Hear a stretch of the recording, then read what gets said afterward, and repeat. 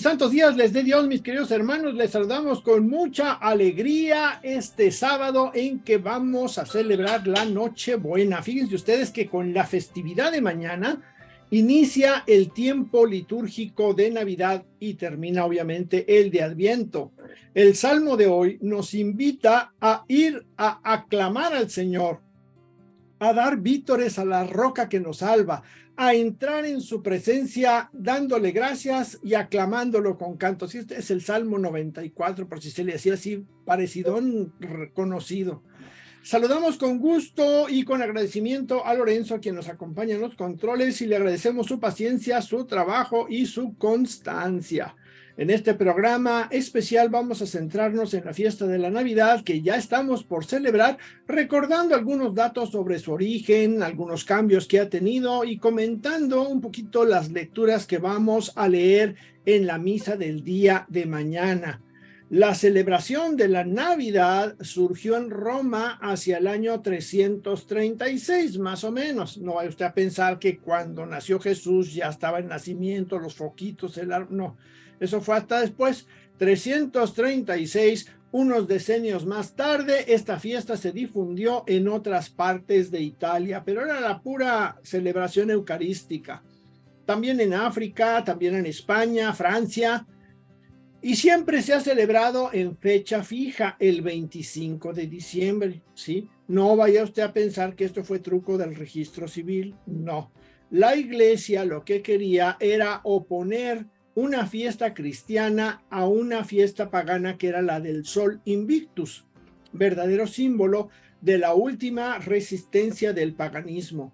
El emperador Constantino decretó por allá del año 321 el carácter festivo del primer día de la semana, que a la vez era el día del sol y el día del Señor.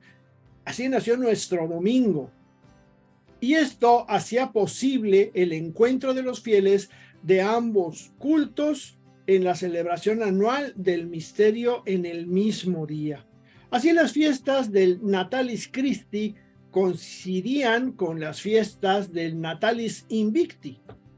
Lo que se celebraba en esta fiesta no era otra cosa que el aniversario del nacimiento, según la carne, de Jesucristo en Belén, honrando al Verbo encarnado y a su madre y evocando los acontecimientos que lo acompañaron, la adoración de los pastores y la adoración de los magos y la muerte de los inocentes. Fue hasta la segunda mitad del siglo IV en cuando la Iglesia de Roma trasladó la fecha de la adoración de los magos al 6 de enero, porque antes era todo junto. Y fue la fiesta de la Epifanía, la separó del 25 de diciembre, y esto es lo que corresponde a la historia de nuestra fiesta navideña y el tiempo litúrgico de Navidad. Desde el punto de vista litúrgico, la fiesta de Navidad tiene hoy mayor densidad teológica y espiritual, porque pues se expresa en 4 celebraciones eucarísticas diferentes. Fíjese usted, la misa de vigilia que se lleva a cabo el sábado anterior al 25 de diciembre, la misa de medianoche, que es la misa de gallo, que es la que nosotros conocemos con ese nombre. Luego viene la misa de la aurora, que es cuando los pastores van a adorar al niño Jesús, y luego viene la misa del día. Y la palabra de Dios centra su mirada en el anuncio de Jesús, luz, salvación y gozo, ya sin referencia directa al hecho natalicio como aconteció en las 2 misas precedentes. Si usted fuera a las 4 misas, haga de cuenta que va a haber una película en 4 capítulos. Así está estructurado este asunto. Sin embargo, es de resaltar que el principio rector de estas misas es la palabra de Dios, siempre abundante y rica en contenido teológico y espiritual. Después de la celebración del misterio pascual, de la muerte y resurrección de Cristo, que viene siendo la Pascua, la Iglesia venera con mayor devoción la memoria de la Natividad del Señor y sus primeras manifestaciones. Ninguna otra fiesta ha sufrido un mayor proceso de secularización que esta. Todo el mundo celebra la Navidad, pero pocos saben por qué lo hacen. Esto podríamos pensar que, pues es que nos están robando la Navidad. Pero también podríamos verlo como que se extienden los deseos de buena voluntad y amor fraterno por el mundo entero, no en la forma que quisiéramos, ¿verdad? Pero ahí están. Quizá esto se deba a que los discípulos del Maestro, no los de aquellos tiempos, sino los de ahora, no proyectamos el anuncio del Evangelio, al igual que los ángeles lo hicieron en la Nochebuena, llenos de alegría, de gozo, de emoción. Y nos hemos dejado contagiar por esas fiestas huecas, pasajeros, que muchos celebran. Ojalá de veras que en esta festividad logremos contagiarnos de la emoción y el asombro que provoca el misterio de la encarnación. El Dios eterno, el creador de todo y de todos, se comprime hasta caber en un cuerpo humano, en un niño, en un feto, en un embrión. Si esto no nos pasma, si esto no nos admira, pues ahora sí que, como dijo nuestro padre Abraham, ni aunque resucite un muerto.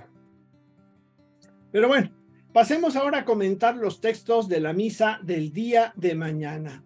Antes, invoquemos al Espíritu Santo para que nos ilumine y podamos entrar así en el misterio siempre admirable de la encarnación de Dios en nuestra historia concreta de hoy, del día a día. Fabián, ¿nos ayudas, por favor? Claro que sí, Jorge. Buenos días a todos. Ven, Espíritu Creador, visita las almas de tus fieles y llena con tu divina gracia los corazones que tú creaste.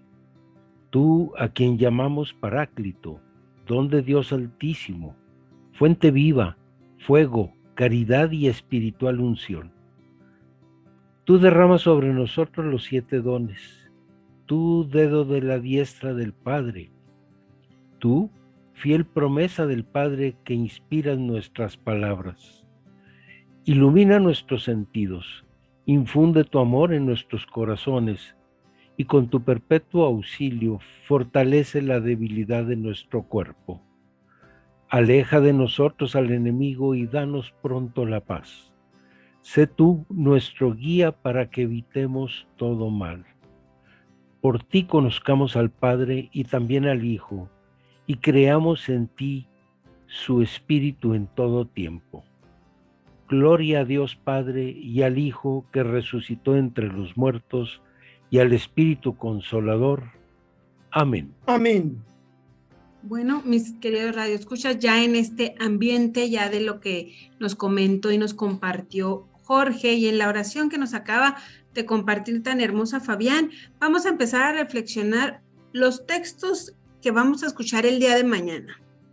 Sí, en la primera lectura vamos a escuchar a Isaías, el capítulo 52, versos del 7 al 10. Y dicen así: Qué hermosos son sobre los montes los pies del mensajero que anuncian la paz, que trae las buenas nuevas, que anuncia salvación, que dice a Sión: ya reina tu Dios. Escucha, tus vigías alzan la voz, aún dan gritos de júbilo, porque con sus propios ojos ven el retorno de Yahvé a Sión.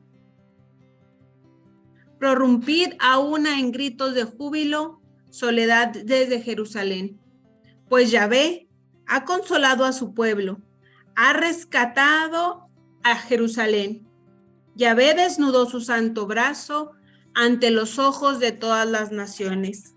Ya han visto los confines de la tierra la salvación de nuestro Dios. Esto es lo que vamos a escuchar el día de mañana.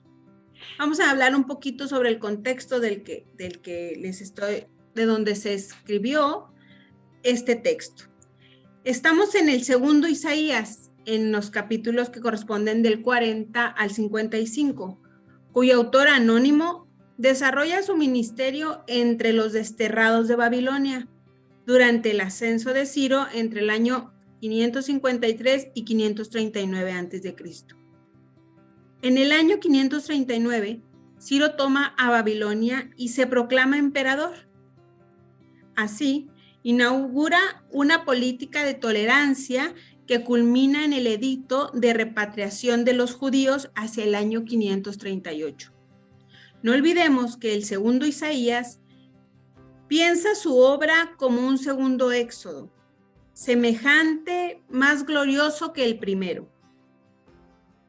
El destierro es parte de este profeta anónimo de una cierta manera para hacer ver al pueblo de Israel su redención, ya que saldrá purificado como un nuevo pueblo, guiado por Dios a través de un nuevo éxodo que conduce al cumplimiento definitivo y escatológico de la promesa. Nos habla del futuro en imágenes y símbolos. No es solo un teólogo, es también un poeta extraordinario. Todo esto es necesario tenerlo en cuenta para comprender el texto de la primera lectura de esta fiesta de la Navidad.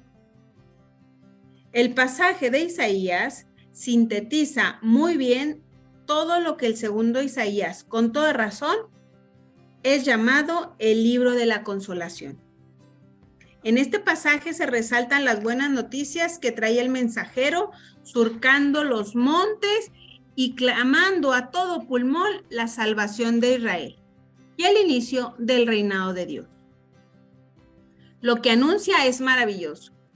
Qué hermosos son sobre los montes los pies del mensajero que anuncia la paz, que trae buena nueva y que pregona la victoria, que dice a Sión: ya reina tu Dios. Queda claro que el retorno del pueblo a su patria es obra de Dios. El Señor desnuda su santo brazo a la vista de las naciones. Dios mismo se pone a trabajar para la felicidad de su pueblo. El Señor vuelve a manifestar su poderosa mano para conducir a su pueblo hacia la felicidad. El Señor consuela a su pueblo, rescata a Jerusalén de su abandono, la levanta de las ruinas y la retorna al esplendor. La victoria de nuestro Dios es lo que proclaman los mensajeros, porque ven cómo el pueblo, de la mano de Dios, como en el primer éxodo, lo conduce a la vida nueva de la liberación de su cautiverio. ¿No podemos también nosotros cantar y proclamar que el Señor cumple su palabra en el nacimiento de su Hijo amado? ¿Por qué no anunciamos también nosotros con fervor, con fuerza, con alegría la buena noticia de Jesucristo? Vamos a desmenuzar algunas palabras de este texto. Qué hermosos son los montes de los pies del mensajero. Isaías nos da la buena noticia y la esperanza que está cerca entre nosotros aquel que nos trae la alegría. Ese mensajero que no solo trae la alegría, sino que Él mismo es la alegría. Él mismo es nuestra esperanza durante este destierro en el cual vivimos. El mensajero que es enviado por Dios, su Padre, para traernos la salvación, esos hermosos pies de los que nos habla, es aquel que se acerca a nosotros para traernos esas noticias. Y esas noticias que deben de llenar nuestro corazón de esperanza, de amor, de alegría y sobre todo de alentarnos también a ser nosotros mensajeros de las buenas noticias. Ese que anuncia la paz, que trae la buena nueva. Isaías nos recuerda que aquel del que nos habla nos trae la paz y quiere que nosotros vivamos en paz. Nos trae la buena nueva. Hoy, en este día tan especial, debemos también nosotros pensar en ser agentes de esos que llevan paz, de los que llevamos la buena nueva, no nada más la fiesta, sino llevar siempre la buena nueva. ¿Qué celebramos? A donde vayamos, tenemos que llevar esa alegría, esa buena nueva a la familia, a nuestra comunidad, al trabajo, a nuestra escuela. A donde vayamos tenemos que transmitir esa buena nueva. Que no se nos olvide que Isaías nos recuerda en cada momento de nuestra vida que Dios siempre está con nosotros, que aquel que es el mensajero del amor, de la paz, siempre nos brinda la esperanza de algo mejor. Estas palabras me llaman la atención. Ya reina tu Dios. Porque así como nos dice Isaías que el pueblo estaba prácticamente en una crisis de fe, angustiados, tristes, pues vienen del destierro, Él da un buen augurio. Hoy en día, nosotros pasamos por momentos de desolación, de tristeza, de angustia, siempre cuestionándonos por qué tanto mal. ¿Por qué ese silencio de Dios? Bueno, algunos así lo podemos pensar o percibir. A veces nos sentimos que Dios no está en nuestras vidas. Y qué importante es recordar esta frase, ya reina tu Dios. El saber que Dios no es un Dios lejano, sino siempre presente. Solo que a veces nosotros pues nos dejamos llevar por lo que vivimos y eso nos nubla nuestra mirada y nuestro corazón para percibir la presencia de Dios. Que al escuchar esta hermosa lectura nos quede en nuestro corazón y en nuestra mente que Dios Padre nos envía a su mensajero trayéndonos el consuelo, la alegría y la paz, y que todo esto nos debe dar la esperanza de que Él siempre está cerca de nosotros. El chiste es que nosotros estemos abiertos y receptivos para cuando el Señor nos venga y salga a nuestro encuentro. Me llamó la atención que desde Isaías se nos dé a decir lo que Jesucristo mismo dijo, que es el mensajero, ¿sí? Y yo estaré con ustedes todos los días de su vida. Y no le creemos. Bueno, a veces, como les comentaba, se nos nubla la vista por lo que pasamos en la vida y no creemos que siempre está con nosotros. No, y a veces es un poquito de indiferencia también, ¿no? También. Lo que decíamos, ¿por qué nosotros no podemos tener esa alegría?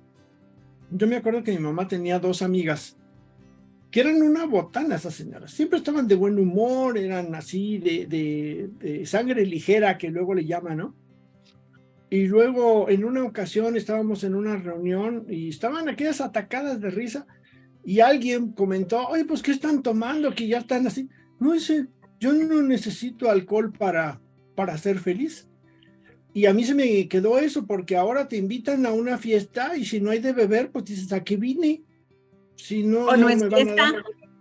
Si no me van a dar pisto, pues ya hasta el ponche ya se le pone piquete, porque si no, ya no tiene chiste. Entonces, ¿cómo está el asunto ahí? ¿Verdad? Y es que eso, se nos olvida todo esto que nos dice Isaías, y al mensajero, pues le hacemos igual que al repartidor, ¿verdad? Muchas gracias, qué bueno que nos trajiste, ya te puedes ir, y ya acá sigue la pachanga muy a gusto, ¿no? Entonces creo que es un bello momento para recordar qué estamos celebrando y por qué lo estamos celebrando. ¿Y a quién estamos celebrando? Y luego también para muchos es porque no conocemos realmente la palabra de Dios. O no la queremos conocer. O no la queremos conocer. Y siguiendo el ejemplo que nos plantea Jorge, ¿por qué no entonces nosotros no hacer nuestro propio ponche con un chorrito de Espíritu Santo, con sabor a Cristo?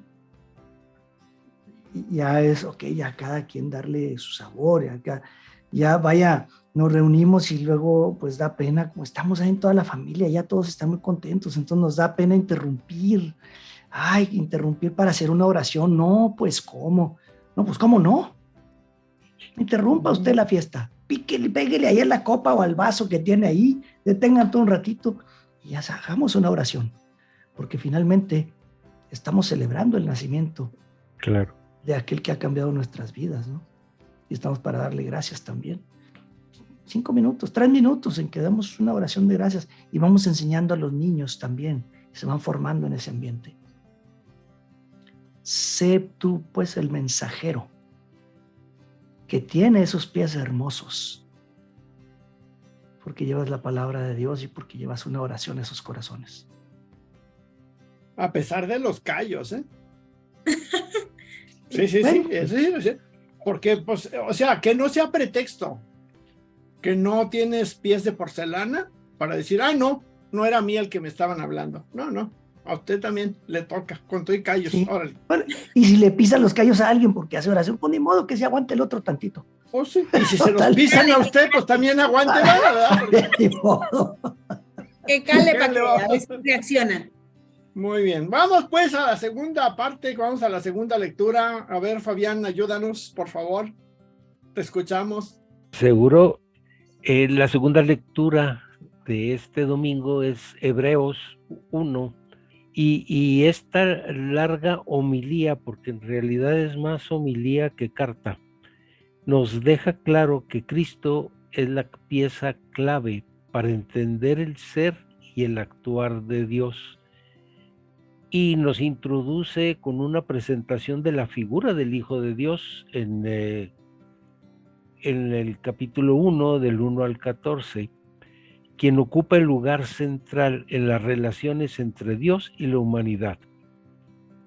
Y comienza recordando que la manifestación de Dios al hombre fue paulatina y progresiva, como lo dice en el primer versículo de la carta.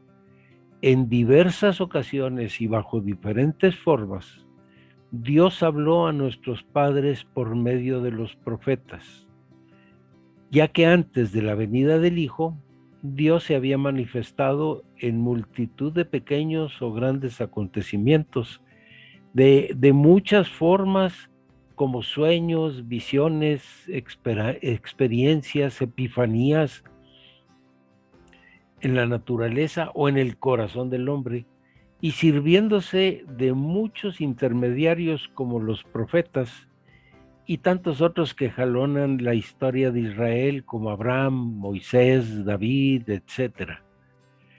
Dios no ha dejado nunca de manifestarse, pero todas estas manifestaciones histórico-salvíficas eran imperfectas y fragmentarias, razón por la cual la venida de Cristo inaugura una nueva época.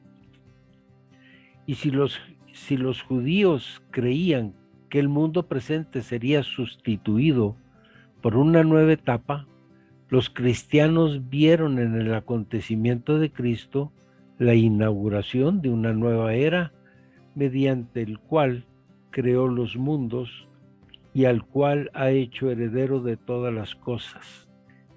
Esto porque Cristo nos habla de Dios, no como un intermediario más, sino precisamente por ser el Hijo de Dios, y en cuanto tal puede comunicarnos la plenitud de Dios, es decir, una revelación plena y completa.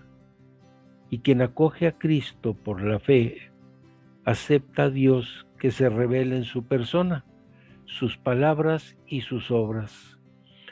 El autor de Hebreos dice que el Hijo de Dios puede comunicarnos la plenitud de Dios porque es Él el resplandor de su gloria y la impronta de su ser. La frase central de esta exposición está en Él. En esta etapa final nos ha hablado por medio de su Hijo, a quien nombró heredero de todo y por quien creó el universo. Está hecho significa que todas las revelaciones de Dios del pasado han terminado y ahora solo queda la revelación de Jesús, el Hijo de Dios. El Hijo es también el Salvador. Él es el que purificó al mundo de sus pecados y tomó asiento en el cielo a la derecha del trono de Dios. En el nacimiento de Jesús los ángeles lo alaban y se manifiesta a los pastores. Jesús, el Hijo de Dios, es superior a los mismos ángeles. Esta supremacía del Hijo, revelador del Padre y salvador de los hombres, nos señala el lugar único y central que desempeña en la historia de la salvación. Una certeza insistentemente recordada por el autor es que el Hijo no es una idea, sino una realidad histórica que sostiene el mundo con su poder creador. El mismo que se hace presente en la historia humana está sentado a la derecha de Dios, refiriéndose a la exaltación del Hijo resucitado. Ojalá hoy podamos reafirmar, al recordar el nacimiento de Cristo, la absoluta supremacía de Él sobre todo lo humano y lo celestial. No es un Mesías entre otros tantos que se decían Mesías, ¿verdad? ¿Sí? Sino el único que nos revela al Padre y nos redime del pecado. Jesús es semejante a sus hermanos porque todas las cosas existen para Dios y por la acción de Dios, que quiere que todos sus hijos tengan parte en su gloria. Y por eso, por medio del sufrimiento, tenía que hacer perfecto a Jesucristo, el Salvador de nosotros. Porque todos somos hijos del mismo Padre. Y por eso el Hijo de Dios no se avergüenza de llamarnos hermanos.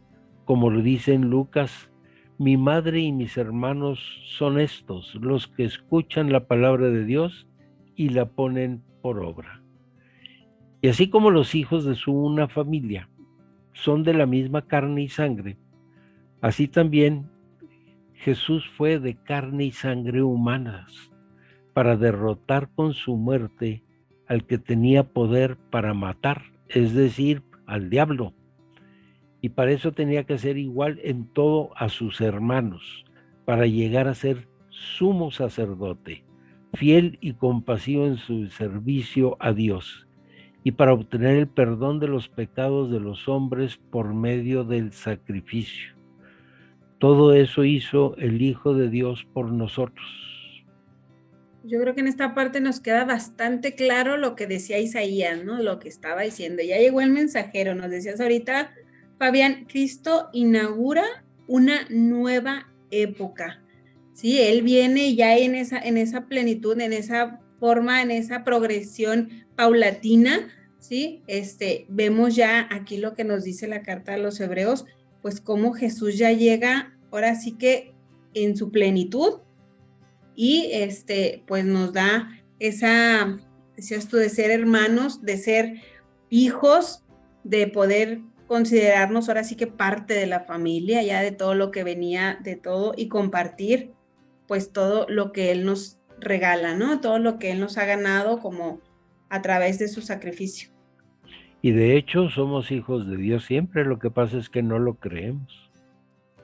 Ahora sí que no nos la creemos. Ajá. Eso sí que no la debemos de creer, esa no nos la creemos. Exacto. O no lo sabemos, esa es la otra.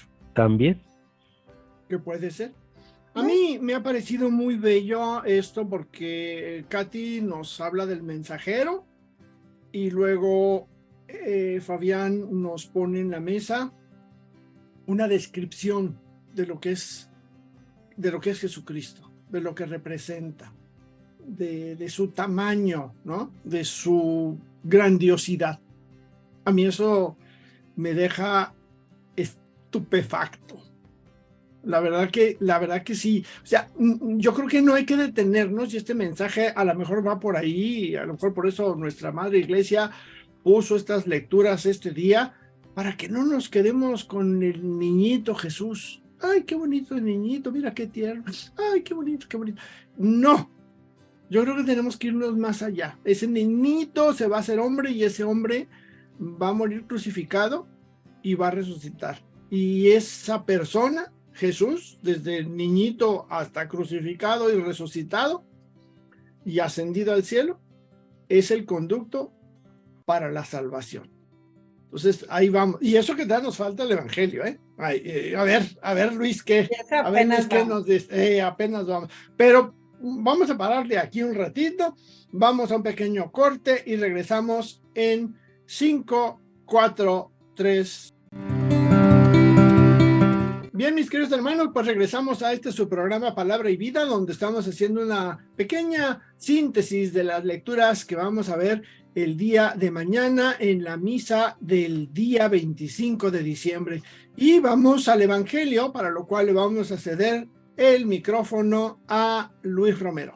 Adelante, Luis. Muy buen día a todos. Un buen día, querido oyente. El evangelio que vamos a escuchar mañana, domingo 25, es Juan, capítulo 1, versículos del 1 al 18. Esta parte del evangelio nos presenta la palabra, aquí nos presenta el verbum Dei, la palabra de Dios, el logos Dios. Esa es la presentación del verbo divino, y se distingue todo esto en 3 fases. La primera fase está la preexistencia del verbo en los versículos 1 al 5. Empieza diciendo: en el principio existía la palabra, y la palabra estaba junto a Dios, y la palabra era Dios. Ella estaba en el principio junto a Dios. Son los primeros 2 versículos aquí. San Juan inicia así para presentarnos al protagonista de su narración, que es Jesucristo. Nos remonta a los orígenes mismos de la eternidad de Dios. Solo así la presentación del Hijo de Dios es completa. Aquí estamos ante la reflexión teológica y espiritual del misterio de Cristo. En otras palabras, esto lo que afirma aquí en el versículo 1 es: la palabra es eterna. La palabra es sin tiempo, sin principio ni fin. Y al referirse a la palabra tiene personalidad propia. Es el divino verbo. Está en comunión con el Padre. La palabra de Dios es divina. No es una criatura de Dios, es Dios misma, o Dios mismo, perdóneme. En el documento original en griego se escribe logos. Significa específicamente la expresión divina, es decir, Cristo. Se puede traducir como verbo o el divino verbo, pero se traduce más correctamente como palabra. Por eso lo leemos así en las Biblias de nuestras traducciones actuales. Juan inicia de esta manera para que el lector sepa de la existencia, que sepa de la preexistencia de Logos. Eso nos dicen los autores Richard y López. O sea, que sepa el lector que este es Jesús.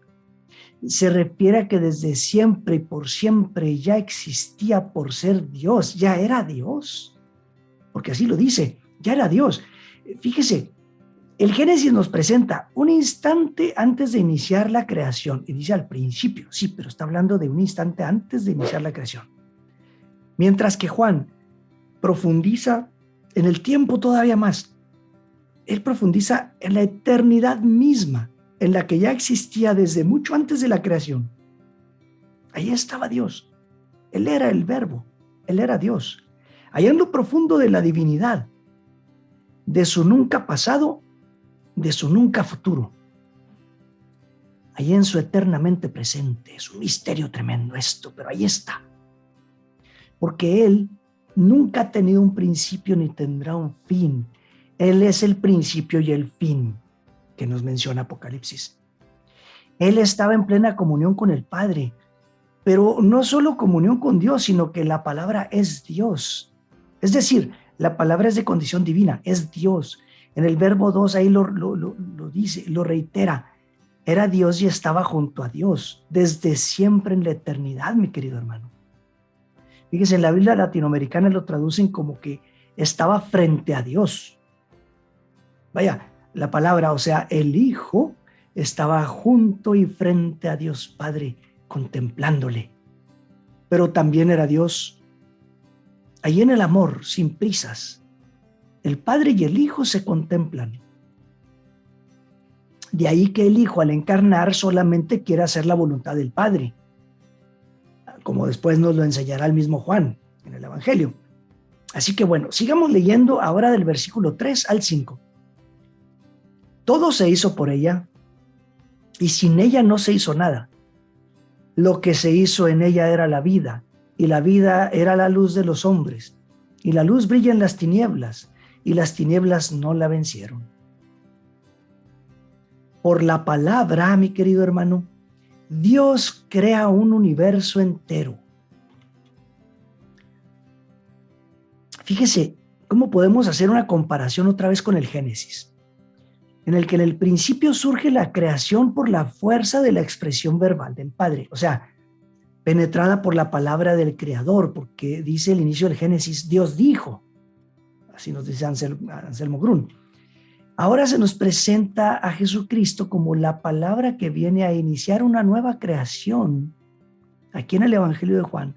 Y esa nueva creación es la de la nueva alianza, la de la nueva esperanza, porque con su luz verdadera nos da vida, porque Él es vida, Él es la vida.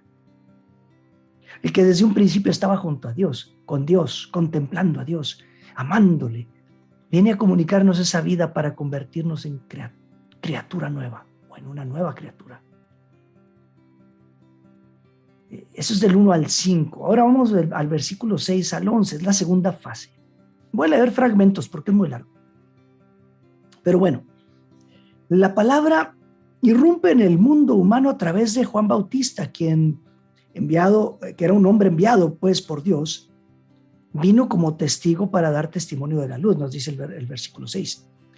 El objetivo de Juan Bautista es anunciar al Mesías Jesús, a fin de que todos creyeran en él y así llevar a cabo el plan de Dios de salvar a la humanidad.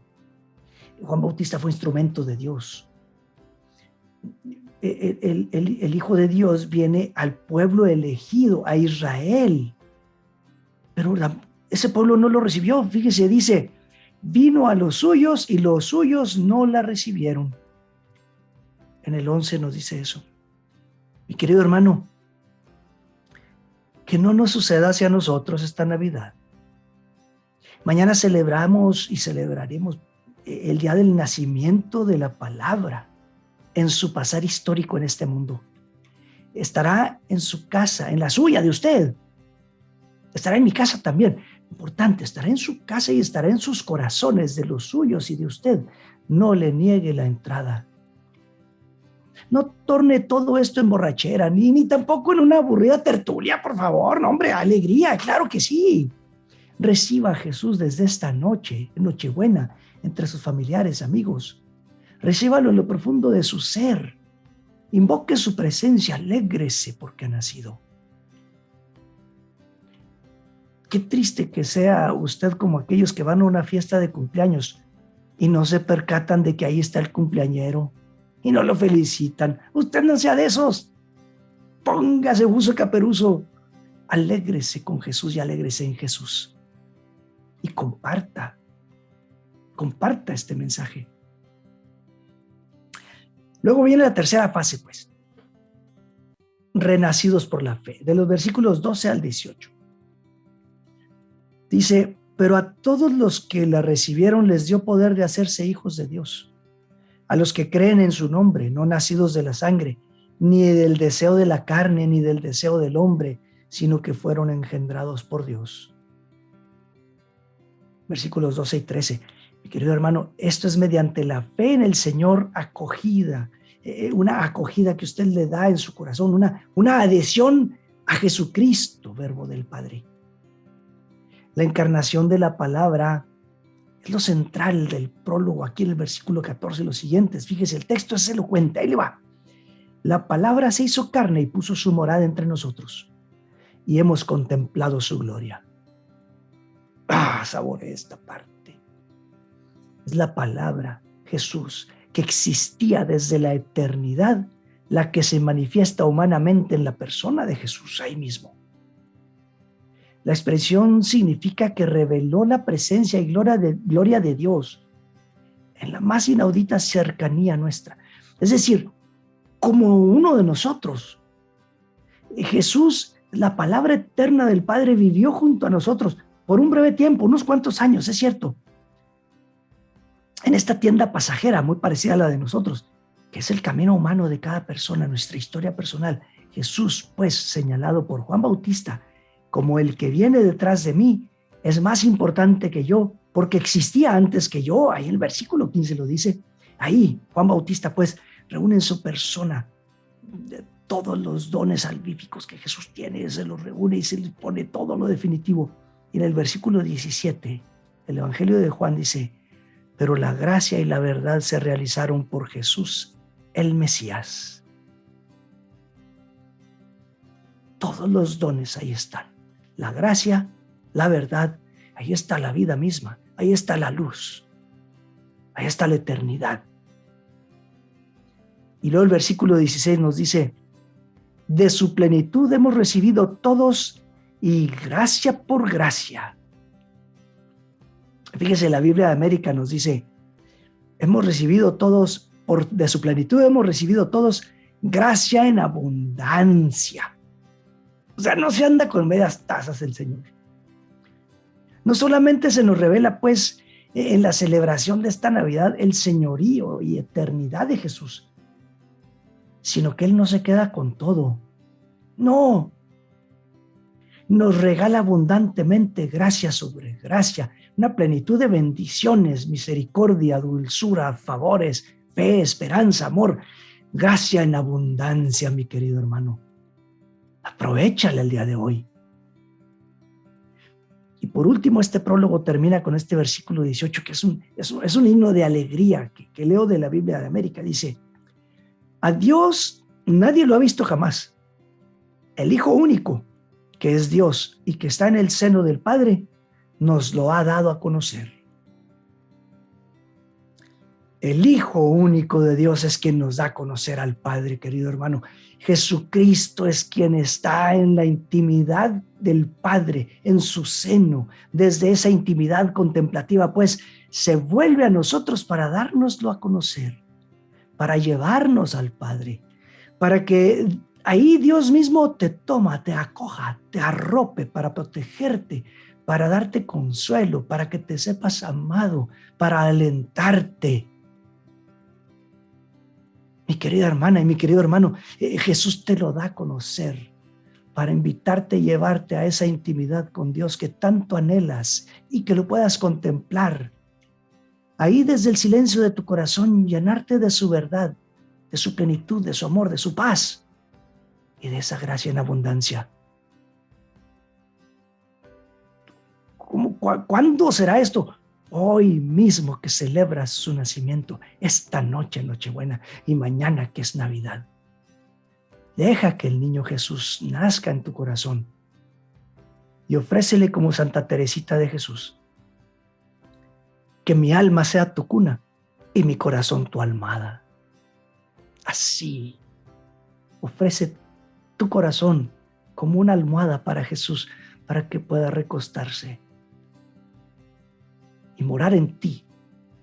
Y déjate llenar de su gracia en abundancia y de esa paz que solo el niño Jesús, el verdadero, el único Hijo de Dios, el divino Verbo, te puede dar.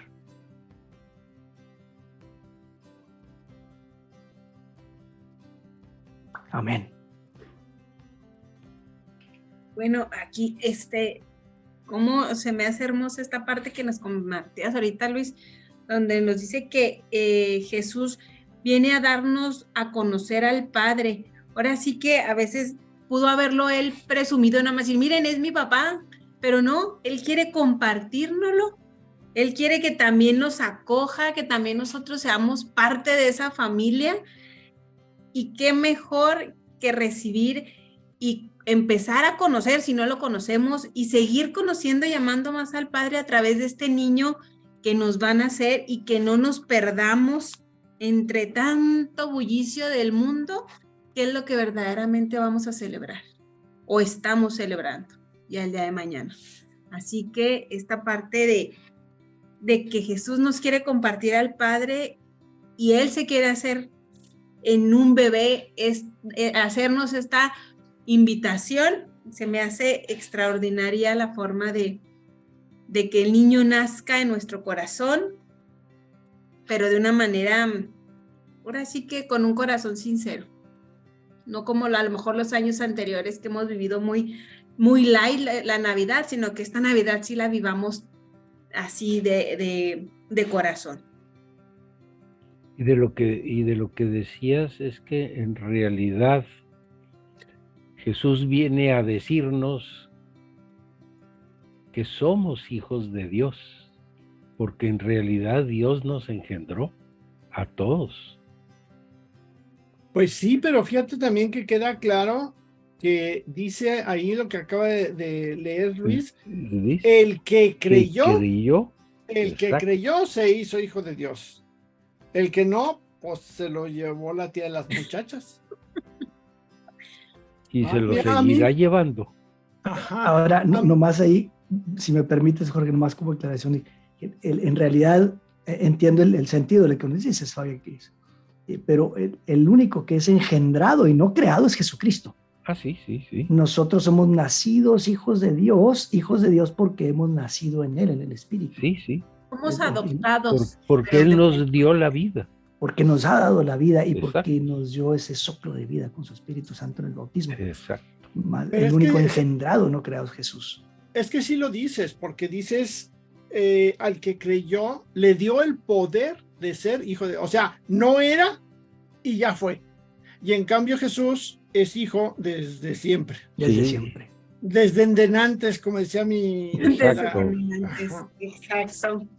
Yo quisiera compartirles que a mí hay dos frases en la Biblia hasta ahorita que las escucho y siento así como un choque eléctrico en la columna vertebral y todo el cuerpo. Una está en Génesis 1:1 y 2, ¿no? En el principio no había nada, todo era caos y el Espíritu de Dios aleteaba sobre la superficie de las aguas. Esa es impresionante, a mí esa frase Y la otra es esta: en el principio existía la palabra y la palabra estaba junto a Dios y la palabra era Dios y ella estaba en el principio junto a Dios. Es que es espeluznante eso, o sea, te lleva, más refuerza la idea que les decía yo hace rato, ¿no? Ya me salí del bebé, ya me salí del niño y por años mi atención estuvo en el niño, pero pues el niño ya tenía que crecer, dejaba de ser niño, pues ya se acabó la Navidad porque ya no es niño. Pues no, aquí te lleva a trascender el niño y si hay algunos que están pensando que Jesucristo fue creado en el momento que lo concibió la Virgen María, queridos, han vivido engañados toda su vida. Este texto de hoy nos lo dice claramente, era desde el principio, así que eso pues nos debe de dejar. A mí me sorprende, me sigue sorprendiendo y cada vez que lo pienso me sorprendo, me anonado, me da. Pero bueno, si no hay más comentarios, pues yo creo que nos vamos porque ya el tiempo se nos viene encima. Quisiéramos seguir comentando esto porque el tema está como para unos 3 programas más. Un programatón. Un programatón, exacto. Sí, así es. Pero bueno, por favor, quienes nos escuchan, sean ángeles de Radio Guadalupana. Ayuden a mantener este espacio con oraciones, donativos, promocionando sus contenidos. Si todavía no eres un ángel de Radio Guadalupana, pues llámanos para que te digan cómo convertirte en uno más. El teléfono es 656-566-2912. Y también les recordamos que a partir del 9 de enero vamos a estar inscribiendo para el nuevo ciclo escolar. Vamos a iniciar un nuevo diplomado en Sagradas Escrituras y te puedes inscribir en un horario de lunes a viernes de 4 a 7 de la tarde y los sábados de 9 de la mañana a 1 de la tarde. Si se te dificulta ir a la oficina, puedes inscribirte en línea. Entra a nuestra página web www.biblico.mx, está facilita, www.biblico.mx y llena tu solicitud de inscripción. Nosotros te llamamos para completar el proceso. Si eres alumno de reingreso, el procedimiento sigue siendo igual. Envía tu comprobante de depósito al 656-137-4149 indicando tu nombre, el semestre al que te inscribes y el horario en que tendrás tus clases. Nos despedimos con alegría y les deseamos que pasen una feliz y alegre es la palabra que ha sonado mucho en estas lecturas, una alegre Nochebuena y que este niño cuyo nacimiento recordamos hoy y que será nuestra salvación, infunda en nuestros hogares el espíritu de amor y de unidad que tanta falta nos está haciendo y que nos ayude a convertirnos en antorchas que iluminen el mundo. Y como dijo Luis, no le dé pena, usted pare la fiesta y haga su oración, porque, caray, la causa lo amerita, ¿o no? Claro. Claro. Por Bueno, pues supuesto que sí. así es. Compartimos micrófonos con ustedes, Fabián. Katy. Luis, y Jorge, en una emisión más de Palabra y vida. ¡Feliz Navidad! Feliz Navidad a todos, con muchas bendiciones. ¡Feliz Navidad! No, pues ya no Ya sale. no pasa, ya no salió. Tenías que decir lo mismo que Fabián. ¡Me olvidó! ¿Para qué dijo tanto? Pues retachamos, pues. Otra vez feliz Navidad. Otra vez feliz Navidad, sale. 1, 2, 3.